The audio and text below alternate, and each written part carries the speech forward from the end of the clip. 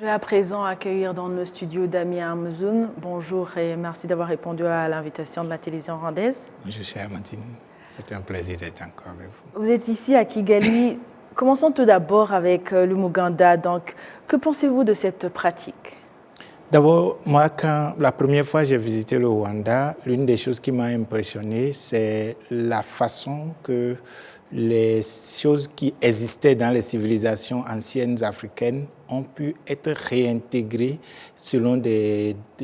pendant très longtemps dans les cultures et les traditions, au point où je crois qu'au Rwanda, selon ce que j'ai lu depuis 2009, le Muganda a été réinstauré et institué dans les pratiques dans le pays, formellement et officiellement. Ce qui veut dire que tous les derniers samedis du mois, tous les citoyens doivent revenir ensemble pour nettoyer leur propre communauté, pas pour le faire plaisir aux dirigeants, mais pour quand même entretenir leur propre communauté. Et moi, l'une de mes observations, si je peux parler en termes neutres, c'est de voir que beaucoup de jeunes aujourd'hui n'arrivent pas à prendre la relève pour perpétuer ces grandes initiatives que certains de nos aïeux et nos ancêtres ont pu instituer dans nos sociétés. Et malheureusement, d'autres préfèrent se reposer ou dormir ou fuir le Muganda comme s'ils faisaient le Muganda pour quelqu'un et non pour eux-mêmes. La salubrité de notre société, c'est pour notre bien-être, c'est pour notre propre santé à nous tous. Et je crois que si plusieurs, je crois même que déjà de nos jours, la francophonie et d'autres structures essaient aujourd'hui d'adopter donc les choses qui sont quand même bien en Afrique que les autres peuvent copier. Si notre génération les fout au pied, je crois que ce n'est pas bon et il faudrait que nous tous, on puisse sensibiliser la génération montante à prendre ce genre d'initiatives à bras le cœur. Alors Damien, vous êtes ici donc comme promoteur du leadership africain à travers Aina Think Tank. Donc maintenant, les autorités nigériennes ont sommé l'ambassadeur français de quitter le pays dans 48 heures. Est-ce un chemin vers la rupture des relations entre France et Niger?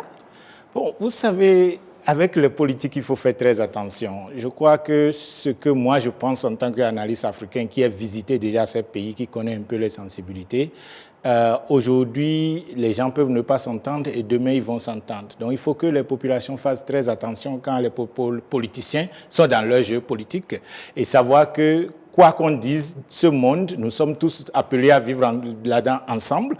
Et moi, je pense que ma position ne serait-ce que d'appeler à l'apaisement, même si je peux comprendre les frustrations de part et d'autre. Alors, ce n'est pas la première fois qu'un ambassadeur d'un pays est en train d'être expulsé d'un autre pays. Ce n'est pas seulement en Afrique que ça se passe. Donc, je pense que nous devons prendre ces questions avec beaucoup de précaution et se dire que, bon, nous ne maîtrisons pas forcément toutes les circonstances qui ont conduit à cela. Et pour nous, en tant que peuple africain et qui sympathisons avec ce qui se passe dans nos pays voisins et un peu plus dans le continent comme ce qui se passe actuellement de l'autre côté, nous souhaitons que, bon, les deux pays puissent trouver la paix parce qu'on n'a rien à gagner à se bagarrer. Parce que même un pays comme le Rwanda qui en a connu le pire, qui a été prouvé d'ailleurs que la France en avait pour quelque chose dans ce qui s'est passé ici, je crois qu'aujourd'hui, ce n'est plus comme avant. Au départ, ça n'a pas été facile pour que les relations s'établissent. Mais je crois que si le Rwanda peut aujourd'hui s'entendre plus ou moins avec la France, je me dis c'est une question de temps et laissons les politiciens faire leur politique, mais que les peuples comprennent que nous sommes censés vivre ensemble dans ce monde et que nul ne peut vivre en autarcie. Ouais. Alors, selon vous, qu'est-ce qui peut justifier cette situation anti-française? Y aurait-il une main cachée derrière les manifestations observées depuis quelque temps? D'abord, pour les médias africains que vous représentez, surtout pour l'image de notre pays ici, le Rwanda, je pense que le rhétorique sentiment anti-français a été beaucoup propagé dans les médias occidentaux, que moi je trouve que ce n'est pas juste. Il n'y a pas vraiment de sentiment anti-français en Afrique, parce qu'ils n'ont pas été les seuls colonisateurs, il y a eu d'autres, on a eu des Allemands qui ont colonisé, les Belges, d'autres qui sont venus, donc on a une histoire assez complexe. Maintenant, si on me parle de la politique française en Afrique, dans le temps et dans l'espace, qui continue quand même d'avoir, de susciter des mécontentements, ça je comprendrais. Maintenant, que des peuples s'élèvent pour dire nous ne sommes pas d'accord avec la politique française en Afrique, je crois que c'est un appel aussi au gouvernement français de prendre aussi ses responsabilités, de savoir aussi que les temps ont évolué, les choses ont changé et de trouver une autre approche vis-à-vis de sa politique. Et ça me fait voir aussi que les États-Unis se sont libérés le 4 juillet et pour eux, ils étaient sous la Grande-Bretagne, mais aujourd'hui, ça ne les a pas empêchés d'être la superpuissance et gouverner le monde et prendre le devant. Donc l'Afrique aussi n'a qu'à prendre les choses de cette manière et se dire comment nous allons nous battre pour nous lever des cordes qui nous tirent, au lieu de toujours aussi essayer de jouer aux victimes. Il faudrait qu'on soit là pour agir et changer la dot des choses. Ouais, et maintenant, s'il était question de décrire la situation actuelle dans tout le Sahel, quel serait votre point de vue?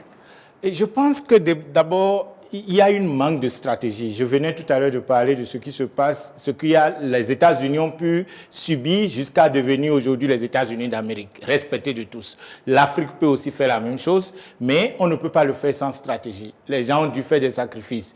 Aujourd'hui, lorsque je vois des populations sortir pour brandir des drapeaux d'un pays contre un autre, je ne pense pas, à mon humble avis, et je peux me tromper, que le combat doit être un combat de polarisation, de prendre position ou de changer un colon contre un autre.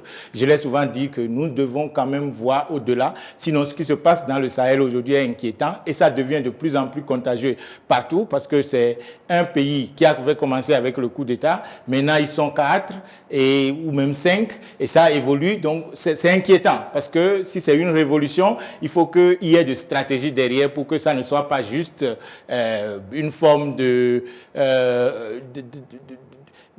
de faire tomber un gouvernement alors que les militaires vont venir et s'ils n'arrivent pas à régler réellement les problèmes, parce qu'il ne suffit pas que ça soit que des gens avec l'arme viennent au pouvoir pour que les choses changent. Donc je pense qu'il faut que chacun mette de l'eau dans son vin et qu'on puisse revoir les formules et les stratégies. Sinon, c'est inquiétant et on a peur pour le reste du continent parce que au XXIe siècle, quand même, ça ne fait pas l'honneur de se sentir africain et qu'on dise que les coups d'État, c'est seulement peut-être aujourd'hui en Afrique où c'est récurrent encore de nos jours, on devait pouvoir faire mieux. Merci beaucoup, Damien Mouzem. C'était un plaisir d'être là. Je rappelle que vous êtes promoteur du leadership africain et analyste. Merci beaucoup. Merci beaucoup. C'est un plaisir.